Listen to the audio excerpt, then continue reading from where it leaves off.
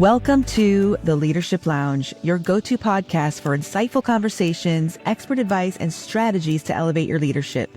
I'm your host, Carrie Millspaw, best-selling author, award-winning motivational speaker, and executive leadership coach. In my profession, I've seen firsthand the daily stresses executives face and how, together, we've overcome these challenges with expert guidance.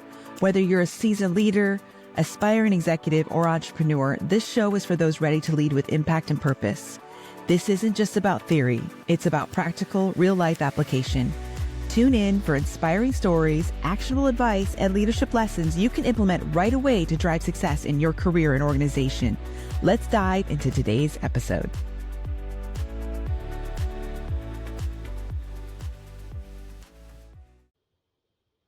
Hello there, and welcome to the very first episode of the Leadership Lounge. I was hosting a podcast a while ago, and it's kind of been hit or miss, kind of finding my way for the last year and a half, called Class with a Little Sass. And we're still going to keep that playing in the background because it's so much fun to talk about confidence and relationships and in yourself, your well-being. But we're also going to let that kind of trickle into the Leadership Lounge as well. So this particular podcast platform is for leaders, those aspiring to be executives, business owners, anyone that's at the top that's needing that advice, because let's be real, it's very lonely at the top, which is one of the main reasons people hire an executive coach. When I'm in a leadership role or even in my own business and brand, I want that mentor by my side because no one quite gets it like they do. There's just that level of confidentiality that just feels good. You feel like you've got this person in your corner helping you go to work every day, knocking out those challenges that show up, and putting those fires out. Let's be real. Okay. So what is an executive coach exactly? To kind of go through a little bit of that role. And this is a great first podcast because it's going to be on my website as well, just to kind of explain what I do and what I've been doing for the last few years. Now, ironically, when you think of a coach, and I've been coaching, let's go back even further, over 20 years. And I started in the wellness coaching industry, and there was a part of me that had to stop and go, well, this is what a coach does. Well, now it's a household name. 20 years later, people understand what it is. Tiger Woods has a coach. Everybody out there, Michael Jordan, anyone that's great at being at the peak of their performance in anything they do, whether it's sports, it could be fitness, it could be their financial game, it could be their business, it could be their role, a career, professional life, even your relationships. Yes, even to succeed at your partnership, your marriage, your kids. There's a coach for everything these days. And I did start as wellness coaching back when my daughter was just 10 months old. So I've evolved and done business coaching, executive coaching, consulting, all of the fun things. And I really do enjoy it. Now, what's different about me as an executive coach is a coach, like any sports coach, is going to play on the sidelines. They're going to direct the team. They're going to tell you what play you need to play and then head off, like kind of almost turn into a cheerleader at that point and kind of cheer you from the sidelines. A consultant's going to roll up their sleeves and kind of get in the trenches with you. So I wear both hats. I've done both coaching and consulting. I see the benefits of both. And in my work with clients, I do like to kind of mirror both of them. I do see where, let me give you an example, of course. I'll be coaching a client and I know that maybe they struggle in an area that maybe I succeed at, or maybe someone on my team or someone I can refer out is really good at maybe creating a pitch deck. Maybe it's a deck that they need created or presentation slides. And they're just like, Carrie, PowerPoint is not my thing. I suck at that. I don't even know how to visually say it. And that's where myself and my team will jump in, create decks, help them with their presentation, kind of guide them with a talk sheet of what to say during the presentation. And if it's a media type of presentation, whether it's virtual like this, or they're actually in front of a room full of, in-person candidates and things that they're speaking to their team, I will give them talking points that help them kind of give them that confidence to guide them through, because sometimes it's a little scary. So I do guide from the side, but I also roll up my sleeves and get down and dirty with my clients because sometimes that's what they need, just to present and look their very best. That's my job. So what is an executive coach?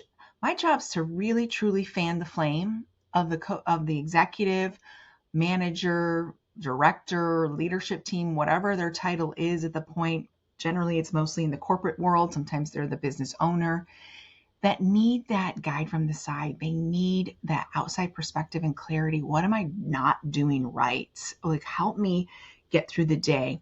And again, I go back to myself. I needed and still do. That's the first thing I want is a guide from the side. Somebody help me. I need to see my blind spots. I need someone to know what's out there. And that is key. We have blind spots. All of us do, no matter what your role is in life, what you do for a living or not. We all have blind spots, and your coach can help you with that. It's huge help. So there's all types of coaching, kind of going into that question. What types of coaching do we have? I work with the leadership sector the most, the leadership team. That's my favorite place to play. Natural born leader here. My mom used to joke and say, well, Carrie, you're so influential. She was, and I like the term influential because it sounds nicer than bossy, right? The key thing is I was, and I kind of look back and go, I kind of led the neighborhood around. Some of them were boys. Why did they listen to me? Was I bossy? I don't think I led with fear. I think I would have an idea and just want to implement it, and I'm going back to like 8-year-old Carrie. And there's a part of me that was like, just, like, let's do this, guys. Let's build a fort. We can do this and that. And we would all jump in together with our strengths. So it starts with an idea, but if you can motivate yourself, you can motivate others. So leadership coaching is huge. That's a piece I like to play in. First, lead yourself. You've got to learn how to lead yourself. And what does that look like before you can even grow a team or inspire them? You've got to be able to be conscious and self-aware. Step 1. Step 2, know what your routine is. Is it healthy? What are your patterns? What are your thought patterns? What are your triggers? How do you react to conflict, disappointment? That's huge leadership stuff. That's first leading yourself. Okay. That goes down. That's really step 1. Unless my client has done a ton of personal growth, I still want to scratch the surface for myself to see if I can catch a blind spot in that area. But a lot of the times they are. I mean, those that are seeking executive coaching have already worked on themselves, have been doing this. They've run marathons. They've really, really expanded themselves outside of work, in their personal life, see what they're made of. And I'll go through some examples of what I've done myself if you want to just explore in that area. And we don't always have to go into the first lead yourself. We can jump right into, you've got a job promotion, something that's on the horizon that you want to achieve. How can we really excel you where you're at, get your team to perform better? And which, of course, when your team looks good, you look good, right? That's what we need to do. That's what executives need to do. It's not all about us. It's about inspiring others to be their best. That's a true leader. A true leader is no different than you think of parenting. I judge my parenting skills based on my daughter's success, and I'm a single mom of a 20-year-old. I look at her today and go, gosh, I've done a good job. I think I've done it. I doubted myself a lot through that single life together, parenting her full time by myself. Trust me, I went through a lot of doubting phases. Am I screwing her up? Am I messing this up? But looking and reaping those rewards is very similar to an executive coach when you're working with your team. You're like, and you see someone soar and hit sales goals, and you're hitting your quarterly goals, and you feel so good about yourself. It's not by chance. It's by design. Okay? It's all by design. Never lead a team by default. Do it by design is why my company's called Leadership Solutions by Design. Everything's by design, guys. Everything's got a playbook and a game plan to go with it. Nothing's by chance. So that's one of the things I do. I do leadership coaching. I start with first lead yourself. Then I go into performance coaching. How can you get your team to truly reach their potential? Nothing's more challenging than when you see the potential of your teammate or your direct report, someone that is growing beneath you, and they're just kind of keep hitting a wall, or the obstacles are just derailing them, or they're getting distracted. It's very frustrating. So we want to get into that. And then, of course, I also work with career coaching if you're looking to get that promotion. That's really the big thing. Maybe you want to even go in outside of your professional network and get a new job, not just promotion within, but a promotion outside of yourself. You're ready to maybe even start your own business, or you've been having your eye kind of on this other job or company. You're currently partners or stakeholder within the company that you're working. They're also exceeding partners and you've got your eye on this other opportunity and you want to just grow and build that portfolio, that's what we work on as well, what I also work on. So all kinds of great ways to start work on that type of coaching. You just come in where you're at. I meet you where you are. You could be just starting off. You could be a manager and you really, really want to get on that leadership team. You want to be a director or a senior director or senior vice president, whatever that looks like. Go all the way to the top. Let's work on that. Let's get you that portfolio. Let's get that. Hey, look at me. Look at what I'm accomplishing over here. So when you jump in and that promotion is open or you know someone's getting ready to exit. It's a lot of baby boomers exiting corporate America right now, which means open opportunities, right? So let's get you prepared for that. That's really what an executive coach wants to do in your world, okay?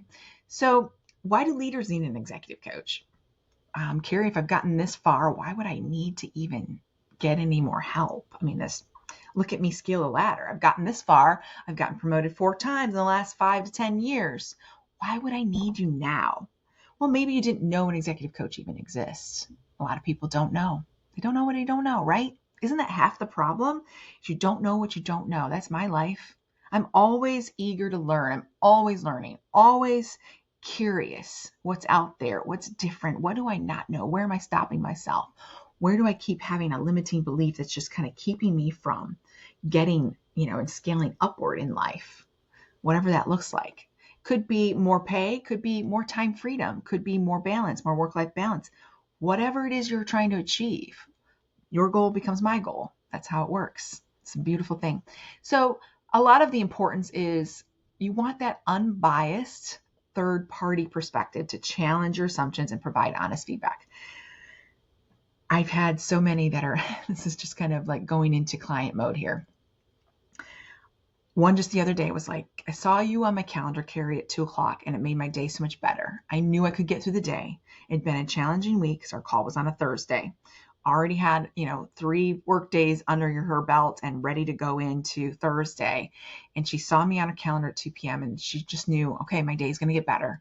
I'm going to be able to unload some stuff on Carrie. She's going to give me her outside perspective. I'm not emotionally attached. I don't belong to the team. I'm not employed by them. I am 100% on my client side. That is the key. So part of it too is you're just kind of looking at it from, again, the outside unbiased perspective. If I don't get the promotion, nothing's going to change in my pay. I'm going to give you the best advice because I want you to refer me to your peers, and so on. I want that client for life. I want that relationship to be a soaring relationship between myself and my client. So I want you to succeed 100%. Your win's my win. Okay. Your goal is my goal. So having that outside perspective is huge. And knowing it's a safe space. You may have mentors that are provided for you within your workspace, but again, who's paying their bill? Who's paying them? Are they directly involved? Do they benefit from your success? So there's some kind that bias there where maybe job security or whatever that looks like. You want someone that's far removed outside of the process over here that can give you true, honest feedback, true, honest perspective. I love the saying, you can't see the picture when you're in the frame. That's right on my website. You can't see yourself in the picture when you're already in it. When you're in the frame, you're in it.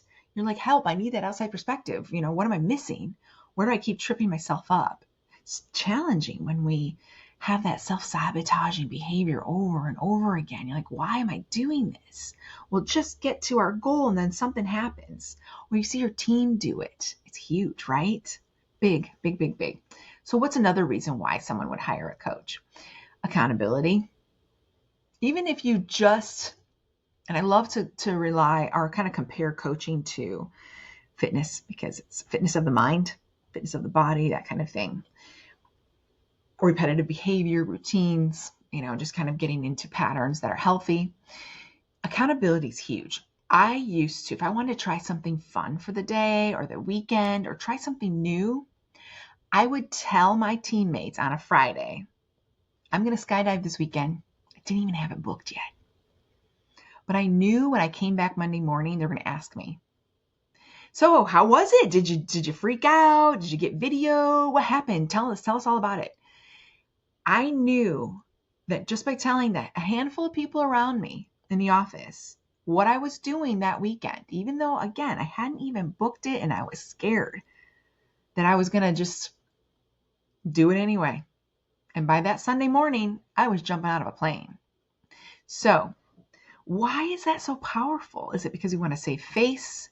Is it that we care so much about what other people think?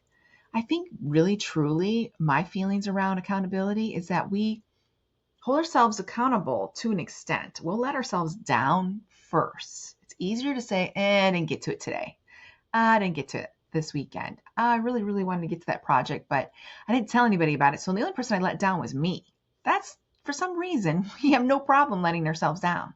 But when there's an external party, whether it's your child, your spouse, your significant other, your coworker, your boss, your trainer, whatever it looks like, your coach, your executive coach, all of a sudden it's like, I did say it. It makes us grit through the pain, grit through the fear, grit through the uncomfortable to get to the other side because that accountability factor is in place. Another thing that I would do when I had a goal that I felt like I might let myself down, I would attach my daughter to the goal. 10 plus years ago when I started working for myself in the self-employed business coach arena back in 2014, I'll just put a date in there. I knew when my daughter went away for the summer, because back then we lived in Vegas and she would go home every summer to Michigan, be with her father, be with my family and so on. I knew in my heart of hearts that I would stay in the corporate world for too long. I told her, by the time you get back that summer, by the time school starts, mommy's going to be working from home.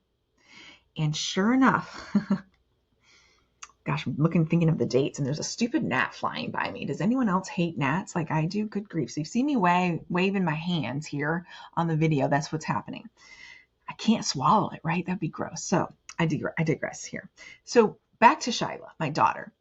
It's August 2014 and mommy's still in the corporate world that first week. And I'm like, she comes home soon. School starts soon. I have to give my notice. And sure enough, little by little, I started to clean up my desk in the corporate office. I had already created an exit strategy. You know me, I had a game plan. A year and a half prior, I had an exit strategy that I was creating. I was doing my side hustle, creating it to be my main hustle before I left the corporate world. I'm not into, just doing rash decisions, especially as a single mom with only one income. So, but I made a promise to that little girl. And back in 2014, which was 10 years ago, she was only 10, going on 10 years old, fifth grader at the time, going into fifth grade. I knew I had promised her, mommy will be home, which it meant the world to me. That's why I created a business of my own, a laptop lifestyle business, was because I wanted to be hands-on mom. I didn't want her to see after school care and nannies after school, because that's the most detrimental window of time with your child's life, is when that after school, I need a confident, safe space to go and just unleash my challenges. Was I bullied that day? Did I have a hard time? Was there a test I was worried about? Mom's that safe space. I wanted her to have that. I would pick her up from the playground every day. So I needed to make that goal. I had a little girl I couldn't let down. I didn't want to see her face start school that year, going back into the same patterns of mom working long hours, her going to a nanny's or after school care. So sometimes we need that outside party to be the accountability factor. That one I think is the most progressive tool in a coaching environment, is the accountability. No different than when you want to go to the gym more often and you start doing a class, maybe it's, a spin class or yoga or Pilates with a girlfriend, or just going for a walk every day.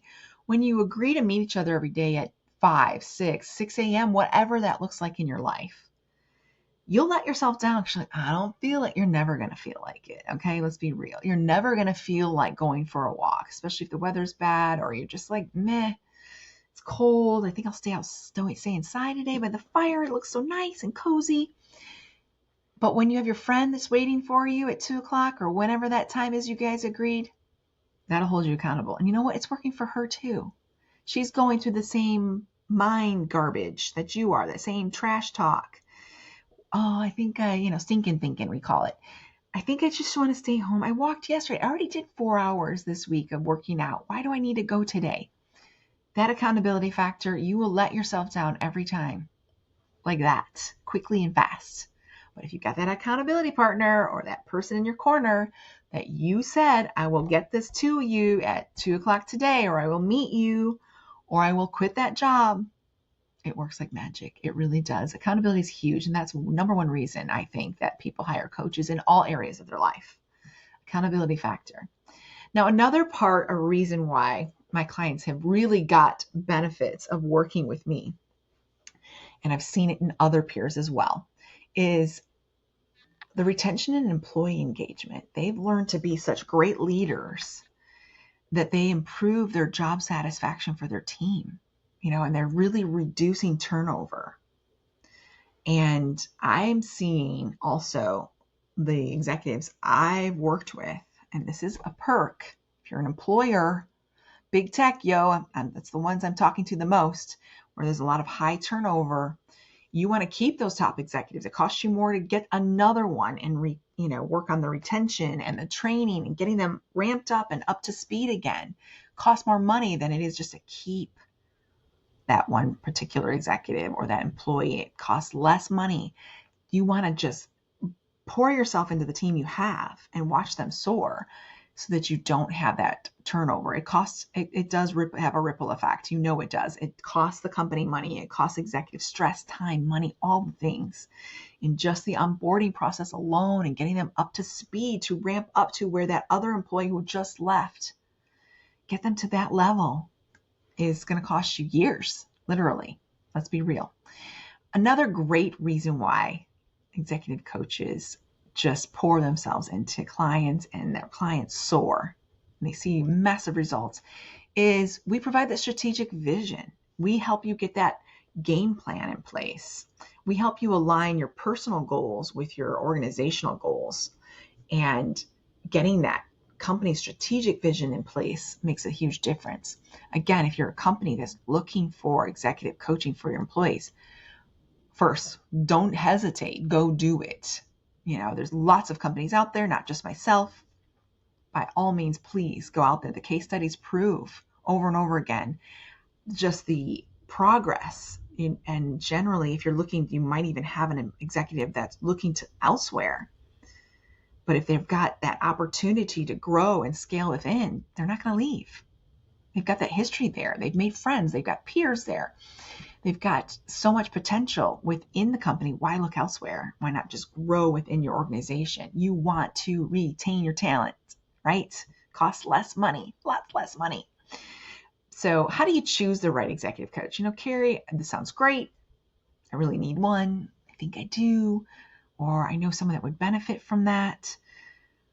The key thing is the experience. Maybe they've worked in an industry similar to yours. I've worked in big tech. I've worked with small startups. I've worked everywhere in between, from Microsoft to other big tech companies, IBM, Google, Facebook, Meta. Let's call it that, I guess. There's lots of companies out there. All tech, in my opinion, is the same. All big tech's the same. The bigger the organization, the chances of you getting lost in the shuffle is big. I've worked with startups. I've worked in different countries, 11 different countries all over the globe. You want someone that's seen it all. I get the entrepreneur mindset, and I also get the executive's mindset. I get all of it. I get the fear base that shows up in all roles. I also know what's available out there for you to help support you to scale, to have a better lifestyle, better work-life balance. The biggest challenge I see with most executives is time, lack of time. So that's like the first thing I look at. Aside from leading yourself, is your time management. What's a day in the life of an executive coach? What does it look like to be you every day? Take me into the trenches with you. So when you're hiring a coach, make sure that they're going to do that. They're going to get in with you. They want to see your schedule. They want to go through and go, you're got 5 hours on Monday. That's a total time waster. How can you shave that? Get that out of there. There's 10 meetings you're attending every week. That could be 2 meetings. They're repeating themselves. Your team over here is overlapping efforts. And instead of working together, you're both working side by side in two different swim lanes. How can we not be so siloed in your work industry and get where you're working together? Again, sharing the efforts instead of busting your bum over here, just instead of literally somebody's weakness over here could be someone else's strength. How can we work together and create that synergy within your team? So look for a coach that's going to get that whole perspective, because it is most days, and a lot of my executives are working virtually. That's what we do now. It's just kind of our new normal. How can we not feel siloed in our role? How can we still connect? How can our team feel like they matter? How can I create that synergy? How can I create compatibility and get where they truly have a relationship with one another, where they feel like they're not just a number or a name on the corner of that conference call, whether it's in Microsoft Teams or Zoom, or I'm not just a picture or a profile. I matter. I've got things happening in my life. How can we create that connection where the team doesn't want to leave? It feels like a family. And all good workplaces should feel like that, truly. You should feel like, gosh, I don't want to leave because then I'll let down so-and-so, and this person feels like a brother to me and my best friend. And how can I truly create that team energy where I feel like I matter? And if I don't show up today, it actually does, someone's going to notice, right? Because we do feel like a lot of the times that no one's going to notice. I don't matter. I'm invisible. No one wants to feel that way. They're going to leave. You don't want to get your team to where they feel like they matter, they're invaluable, and they're irreplaceable. That's a key. And you want to feel irreplaceable in your role as well. So look for those key factors when you're selecting an executive coach. By all means, look at experience, coaching style. A lot of people hire me because it feels relatable. I've got people literally just picking up my boyfriend's dog today at the groomers. I'm picking her up. I got the dog in my hand and I'm walking towards the door, and the groomer starts to share something super personal. I've seen her once before, maybe 6, 7, 8 months ago in the winter. This is August when I'm recording this. Why would she tell me something so personal? Something you would almost tell a therapist, but I'm not a therapist. Like, please be clear on this, setting expectations. Coaching is not therapy. If you want that, by all means, please hire that. I'm all about your mental health, and I am going to work on those areas as well to exceed that work-life balance, but I am not a licensed therapist. So I have to put that up there. But this lady felt the need to share something dear. She paused. She goes, I feel like I can share this with you. And she did. And I just sat with her in that moment of emotion. And it's just the energy I give off. I give an immediate trust level, even if you're a complete stranger in the grocery store line. It's just who I am. It's not something you can self-teach. It's not something you can even go to get training for. It's something I'm born with. It's just who I am. It's the energy I exude, where people just trust me with their emotions and feelings. And we can share unfiltered conversation, authentic, unmasked, real in the trenches. This is real talk. It's something I've always prided myself with. I am that girl you can have real talk with. So look for that, someone you resonate with that's going to just get you and you feel comfortable with, because you're not going to get results if you can't be unfiltered. If you show up to your coaching sessions with a mask on, the same mask you've been wearing this whole time in the corporate world, imposter syndrome, whatever label you want to give it, if you're going to show up in our coaching sessions like that, we're not going to get anywhere. Same with a therapist. If you're not going to peel back the layers of what's really working and creating that trauma or whatever mechanisms beneath the surface are showing up that are creating sabotage, creating chaos in your life, you're not going to get better. You're not going to be able to heal. You're not going to work past that. And I really, really want that for you. So if you're watching this or listening to this and you're like, I think I need therapy, I think I really could benefit from taking a deep dive on what's showing up. Because again, the conscious behavior and that outside is only like 5% of what's going on. That subconscious 95% autopilot of how we navigate through life. And working with a coach is going to help you get through that. And of course, the therapist as well is going to go a little deeper. I do a lot of deep dives, but again, I have to put that disclaimer up there. I am not a licensed therapist at all. So look for that person that's relatable. Maybe you can relate to my life story. Maybe you also have children, or maybe you're soon to be an empty nester. Maybe can just relate to my personal story. Who knows? Or maybe we just gel well together, right? I just get you right off the bat. You're not going to know until you get like a free coaching session. And that's just a part of the process, is to do a test run with a coach before you hire them. That's my advice, whether you work with me or someone else. Do a test run. Let them, like no pay involved, just jump in, or maybe there's a small amount. I like to charge a small fee because my time's important and so is yours, but because it's to benefit you. You're going to get more out of that for that couple coaching sessions.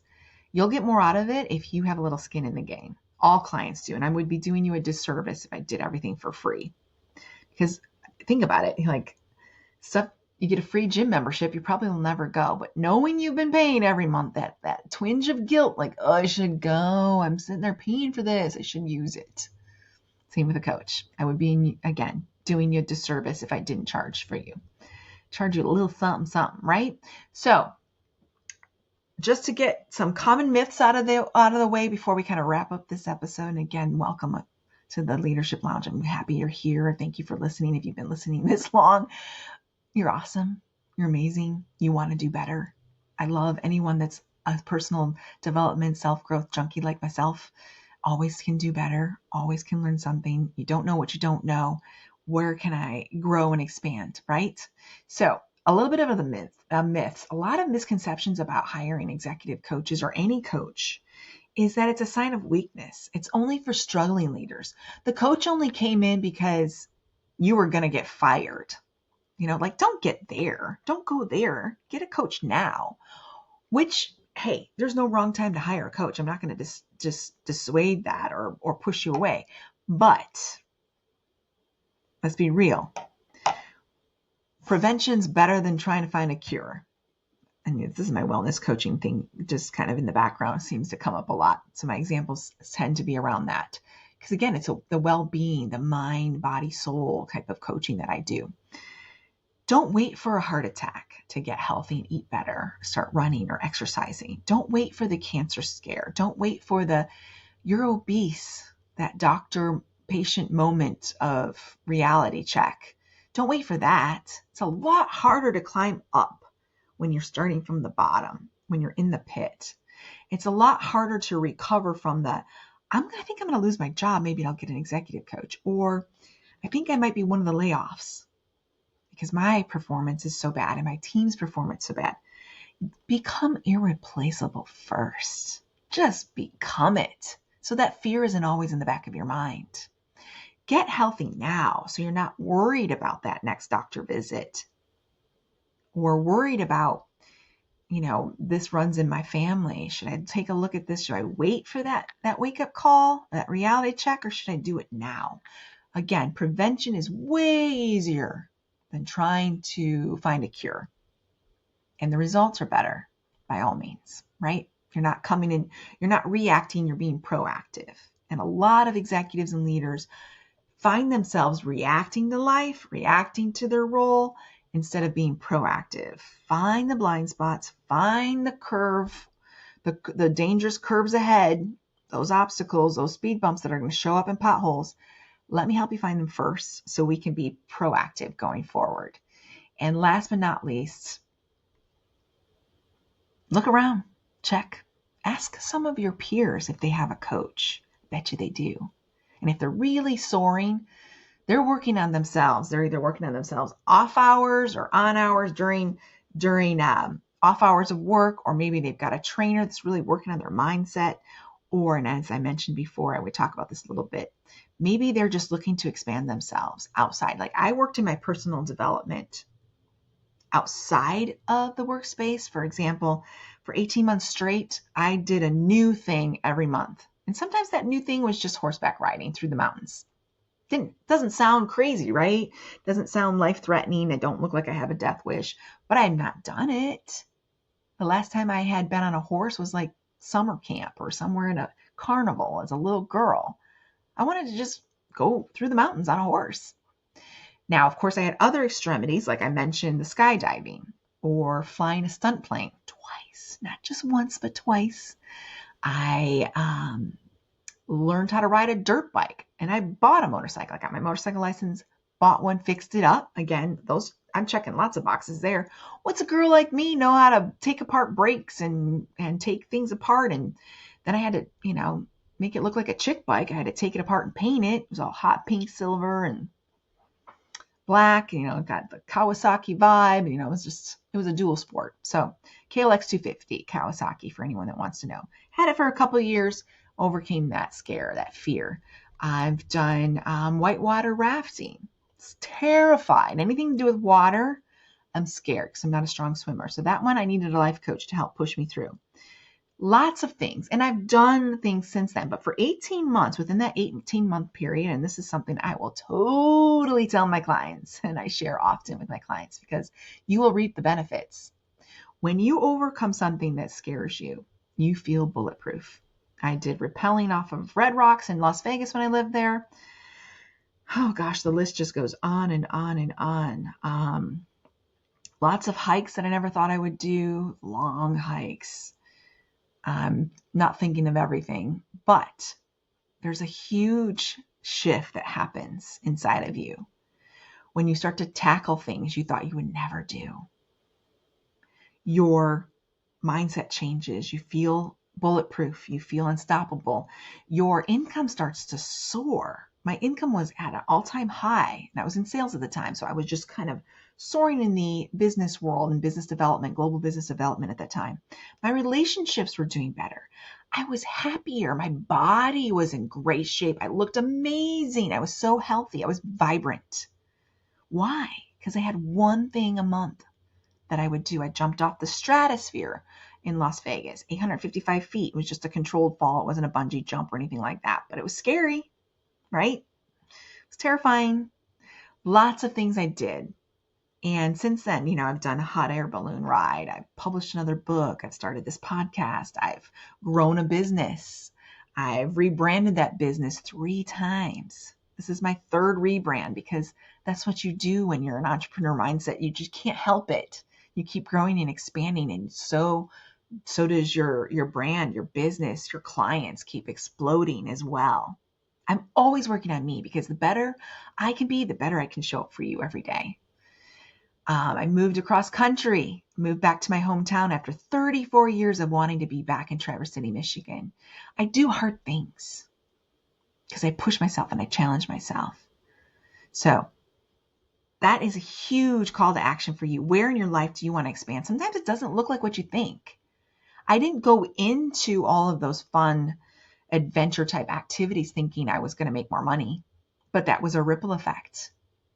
I didn't go in there thinking my relationship at the time was going to get better, but that was a ripple effect.